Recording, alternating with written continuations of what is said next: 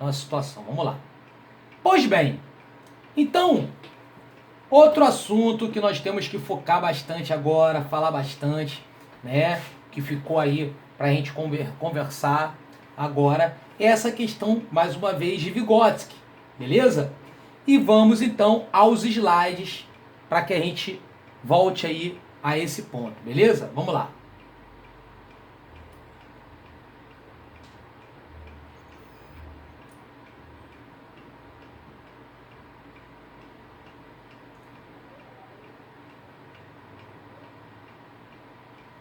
Bom, como a gente estava vendo, gente, Vygotsky, sócio interacionista, né? Então, ele enxerga a relação do brincar, a relação da educação infantil, como uma relação no processo de ensino-aprendizado baseado no professor, no seu papel mediador, como elemento de mediar, beleza? Mediação. Então, e a criança, dentro da brincadeira, né? É a relação, como ele está aí brincando, ó. O brincar da criança assume papéis e aceita as regras próprias da brincadeira, executando imaginariamente tarefas para as quais ainda não está apta ou não se sente agradável na realidade. Ou seja, é transpor a nova realidade, né? Aí, ó, capacidade de brincar se constrói na relação entre o biológico e o cultural, ou seja, entre a criança, né, e o mundo cultural, né, a integração com o outro, né? A tentativa de compreender o mundo adulto, as crianças buscam imitá-lo. É o chamado faz de conta, né? Relação que você tem. O aprender a lidar com regras e desenvolver autocontrole também são capacidades propiciadas pelo brincar. Por quê? Porque você define regras na brincadeira, papéis na brincadeira, e que a criança ali assume cada um papel. Segundo Vygotsky, essa é uma atividade complexa que contribui para que a criança compreenda o universo dos papéis que desenha, impulsionando o seu desenvolvimento. Então, gente, ó, aqui, ó, já tem uma diferença entre o construtivismo de Piaget e o socio-interacionismo, como está sendo colocado aqui, de Vygotsky, né? Então, ó, enquanto Piaget é a maturação biológica, o Vygotsky ele valoriza a relação do ambiente social, não é? Piaget acredita que conhecimentos são elaborados espontaneamente pela criança, de acordo com cada estágio, lembra? Piaget são os estágios de desenvolvimento cognitivo: sensório motor, pré-operatório, operatório formal, operatório concreto, operatório formal. E Vygotsky, obviamente, discorda e de que da construção do conhecimento proceda do individual para o social, né? Ou seja, para Vygotsky é do individual para o individual, do individual para o social e do social para o social, beleza? E não só do individual para o social. A aprendizagem subordina seu desenvolvimento. Então, o que é isso? Tem que desenvolver para aprender. Para Vygotsky, não. Ó, a construção do real é, então, mediada pelo interpessoal, antes de ser internalizada pela criança. Ou seja, então, quer dizer, a construção do real, né, que é tudo que a criança pode fazer sozinha, ela é mediada, né, por ela e depois internalizada. É a relação que você tem num pensamento de Vygotsky. Já Piaget, ó, pensamento aparece antes da linguagem, que apenas é uma das formas de expressão. Vygotsky não pensa nisso não, ó para Vygotsky, ó. Pensamento e linguagem são processos interdependentes, ou seja, caminham juntos. Enquanto o cara está pensando, ele está falando, se comunicando. Para Piaget não. Para Piaget o cara pensa primeiro antes de se comunicar, né? E para Vygotsky não. São processos, né, ligados, interdependentes. Um depende do outro, ok? Conforme ele vai se comunicando, vai se desenvolvendo. Aí mais um slide. Objetivos da educação infantil. O papel da educação infantil é o de cuidar da criança em espaço formal, contemplando a alimentação, a limpeza, o lazer, que é o brincar. Também é o seu papel educar, sempre respeitando o caráter lúdico das atividades, com ênfase no desenvolvimento integral da criança. Característica que você tem, né? Ah lá, outras habilidades têm que ser trabalhadas, música, arte, linguagem oral, escrita, né? O objetivo é desenvolver capacidades e ampliar relações sociais, né? Então, ó, a relação com o próprio corpo, brincar, expressar, né? Características que você tem. O ênfase na educação infantil é estimular as diferentes áreas do desenvolvimento da criança, claro, né?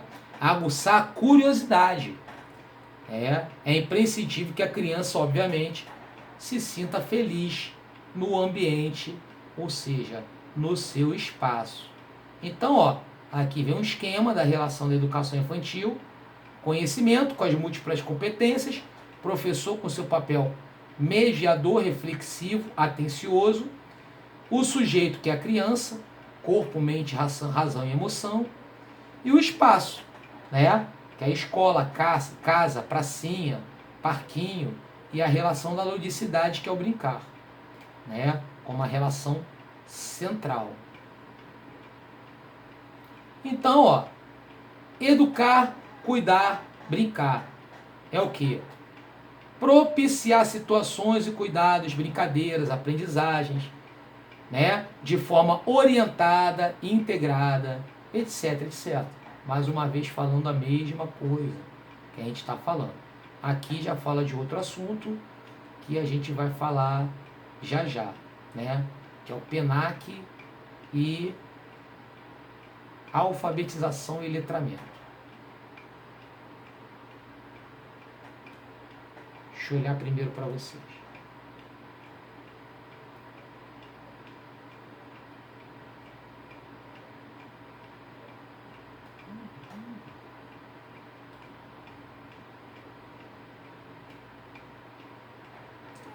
Pois bem, meus amigos, o assunto que nós vamos falar agora, né, de grande importância, que nós temos aqui para a gente discutir, deixa eu só sublinhar aqui,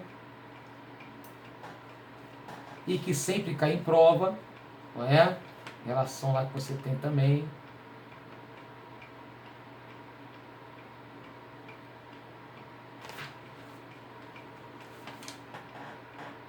Processos de alfabetização e letramento. Vamos estar aqui, é que eu estou sublinhando o programa, tá, gente? Por isso que eu demoro um pouco.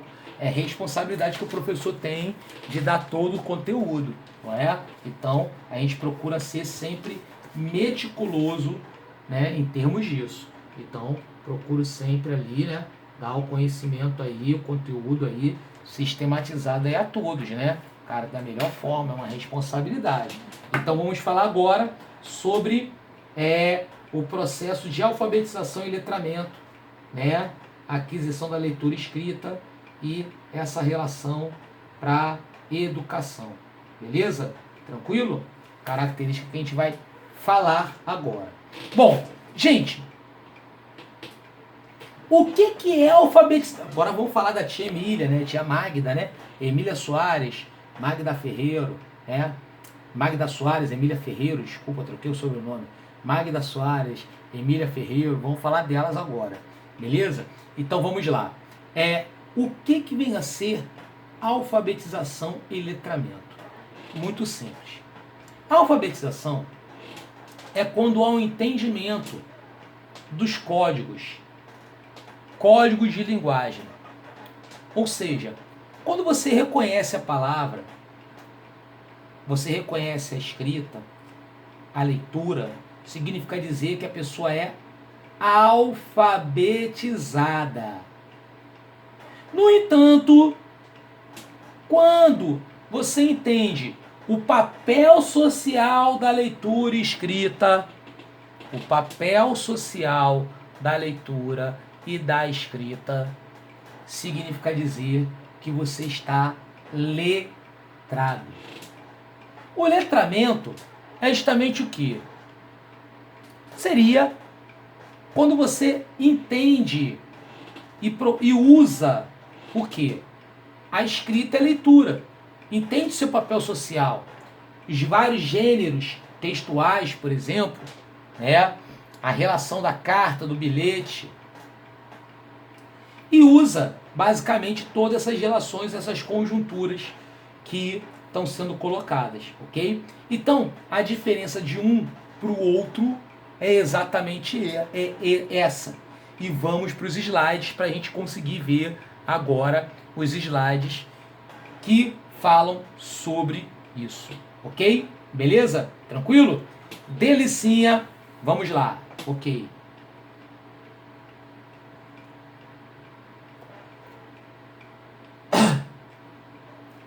Pois bem, agora nós vamos compartilhar alguns slides, né? De forma que a gente entenda todo esse conteúdo maravilhosamente bem e juntos.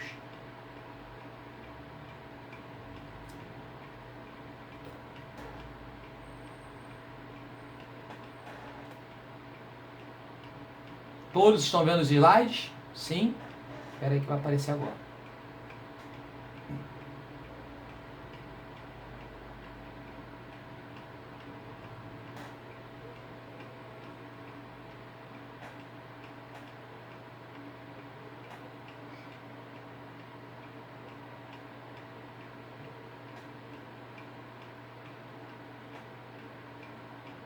Bom, alfabetização. Alfabetizar significa o quê? Etimologicamente falando, levar à aquisição do alfabeto. O termo tem ressignificados, né? Tem vários significados aí, na linguística, na psicologia, entre outras coisas. Agora, o conceito de alfabetização restrito ao processo mecânico, como eu falei, tá vendo?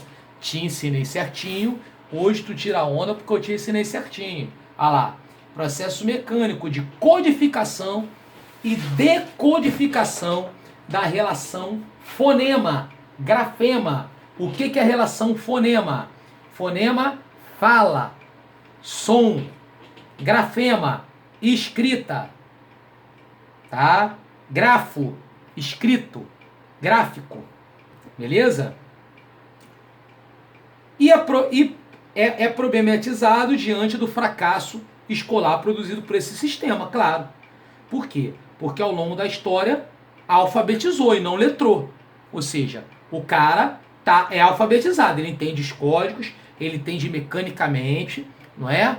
Muito deve-se em razão da cartilha, que aprendemos fonologicamente, B com A faz Bá, B com E faz Bé, B com I faz Bi, Bó, Bu, né? Falando palavras que não fazem sentido e, obviamente, enquanto a gente podia ter sido desenvolvido o quê?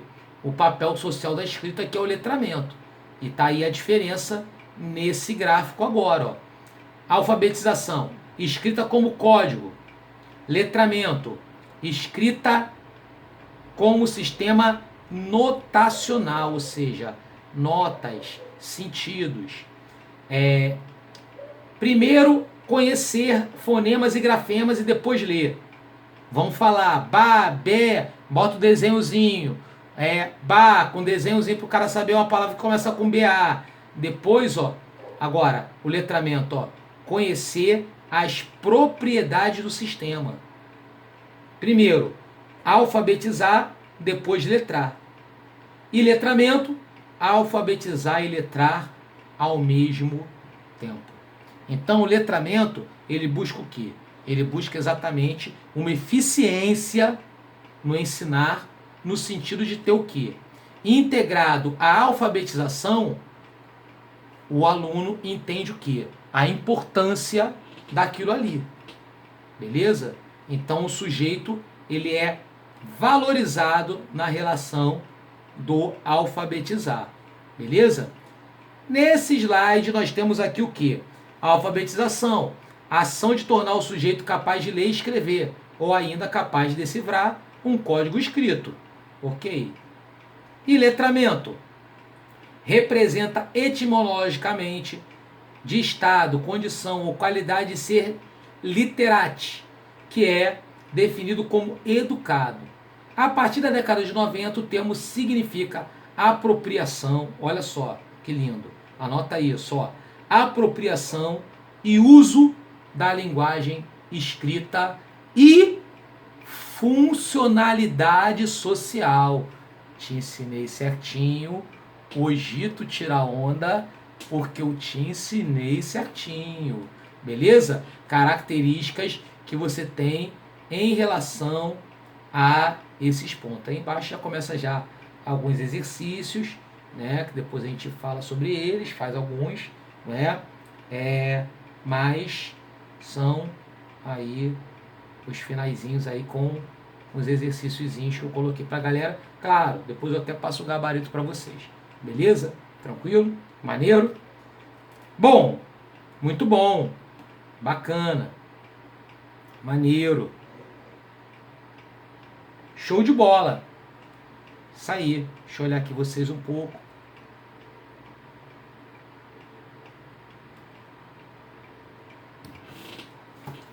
Chuchu, beleza.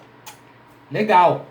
Vamos falar agora sobre o ensino fundamental. Deixa eu sublinhar aqui o programa.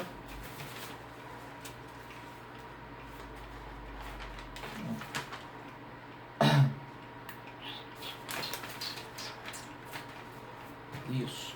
Já falamos de algumas coisas, né? Falamos do construtivismo, socio-interacionismo, né? A organização dos currículos, né? Vamos falar agora sobre a relação do ensino fundamental, né? Ou seja,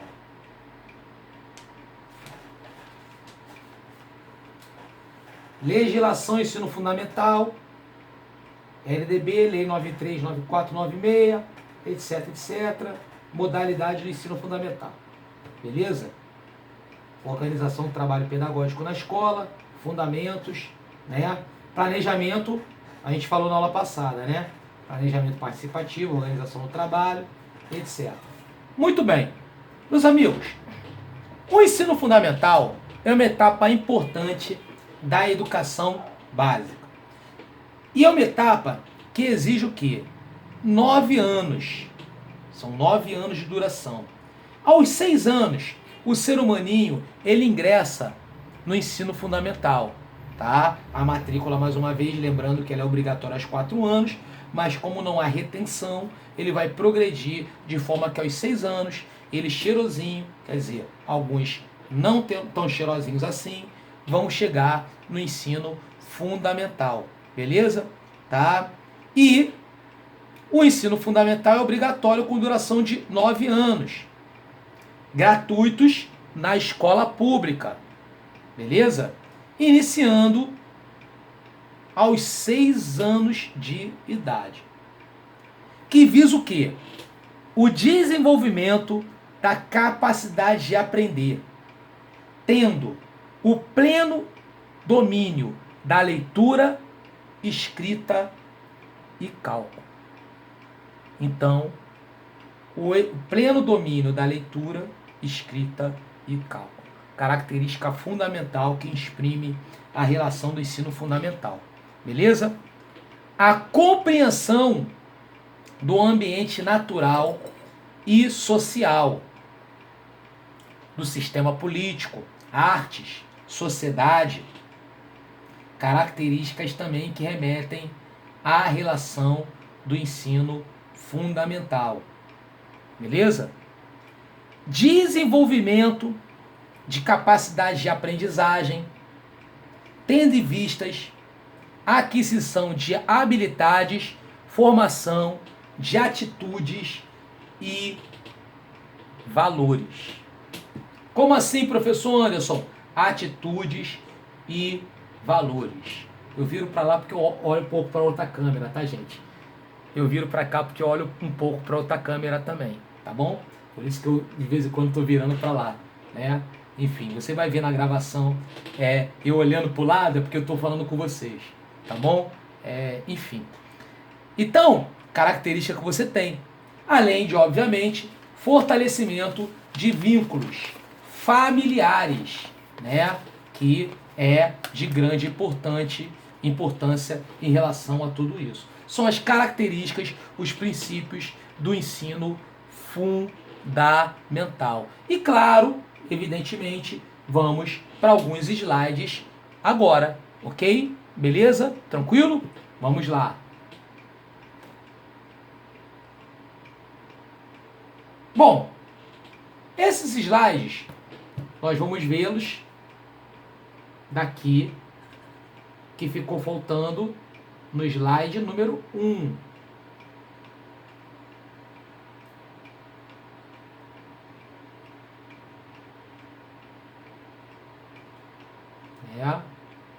Postei os vídeos aí compactos. Isso aí foi aula de geografia, muito bacana, né? Que obviamente eu vou repostar para a aluna que entrou depois, não é? E estamos aqui em assuntos que não conseguimos abordá-los todos no primeiro dia. Falamos bastante de educação infantil, isso aqui tudo nós vimos, observação e registro, etc. Mas não falamos do ensino fundamental. Então vamos lá. O ensino fundamental obrigatório a partir dos 6 anos, duração de 9 anos. Tá aí a lei para a galera aí, beleza? Desenvolvimento da capacidade de aprender, pleno domínio da escrita, leitura e cálculo. Falamos já sobre isso. Compreensão do ambiente natural, social, sistema político, tecnologias, artes, etc. Desenvolvimento da capacidade de aprendizagem, vista a aquisição de conhecimentos e habilidades, além, obviamente, da ética, ou seja, formação de atitudes e valores. Fortalecimento de vínculos com a família, laços de solidariedade humana, tolerância recíproca, etc. Beleza? Tranquilo? Vamos lá. Número 1, primeira característica, é facultativo nos sistemas de ensino desdobrar em ciclos. Ou seja, teremos ciclos ou séries, porque é facultativo. Isso aí vai de cada sistema de ensino. Os estabelecimentos que utilizam progressão regular por série podem adotar no ensino fundamental regime de progressão continuada, sem prejuízo da avaliação do processo de ensino-aprendizado, observada as normas do respectivo sistema de ensino. Claro, o que seria essa regime de progressão continuada? Seria formas normalmente de você progredir o aluno sem necessariamente mudar eles de modalidade. Exemplo, lá na rede de São Gonçalo, né, que é a qual vocês vão fazer concursos, quem não é da rede será meu amigo da rede, temos lá o projeto Hora da Virada. Beleza? O que é a Hora da Virada? Para aqueles alunos que estão em defasagem escolar, ou seja, dificuldade ou idade mais avançada, enfim. Então, cria-se um sistema de avaliação e progressão, né, continuada ali, paralela para aqueles alunos. Característica que você tem. Outra, o ensino fundamental regular será ministrado em língua portuguesa, assegurado às comunidades indígenas o uso da língua materna. Então, meu irmão, o cara vai ter que falar português. É índio? Claro, vai ter a língua materna lá também. Mas o ensino é em língua portuguesa, ok? Até para o índio. Mas é assegurado lá para eles também a sua língua materna, ok? Tranquilo? O ensino fundamental será cara, esse artigo eu sinto que ele vai cair em uma prova. Ele não caiu em Iguaba, não caiu em Teresópolis, eu acho que vai cair em São Gonçalo, esse inciso aí desse artigo. O ensino fundamental será presencial, sendo o ensino à distância utilizado como complementação da aprendizagem ou em situações emergenciais. Nossa, gente, você vê como é que palavra tem poder. Eu, quando eu dava aula desse assunto e falava sobre esse artigo, quando o aluno perguntava para mim, professor Anderson, como assim situações emergenciais? eu falava para ele o seguinte, não, cara, tipo enchente. Pô, tu vê, né, cara? Enchente, porque, assim, situação emergencial Rio de Janeiro, enchente, né? Plausível, né? Mas, cara, tu vê, né, cara, essa coisa de corona, Covid, meu irmão, a gente tá atravessando, se bobear, sei lá quando, eu já, assim, eu não vejo muito assim, sei lá quando. E mesmo com vacina, vai ser um novo normal, cara. Eu acho que o ensino híbrido, ele veio para ficar, entendeu? E assim, evidentemente, todo mundo vacinado, sem pandemia, a tendência é o nosso curso voltar ao presencial sim, mas ele vai ser um presencial híbrido. Ele nunca mais vai ser um presencial como era antes. Eu já estou criando na minha cabeça uma forma inovadora de ensino híbrido para a gente ter, beleza? Que vai ser esse ensino também, vai continuar, lives vai continuar, né? Mas também presencial, mas vai ser uma relação híbrida. Mas até uma reengenharia das salas de aula terão que ser feitas, né? Por exemplo, a gente não vai ter mais salas com mais de 20 alunos. Isso aí já é uma coisa que eu meio que determinei para esse novo normal pós-pandemia. Pós-pandemia, para ter uma ideia. E isso, claro, remete para a escola também, né?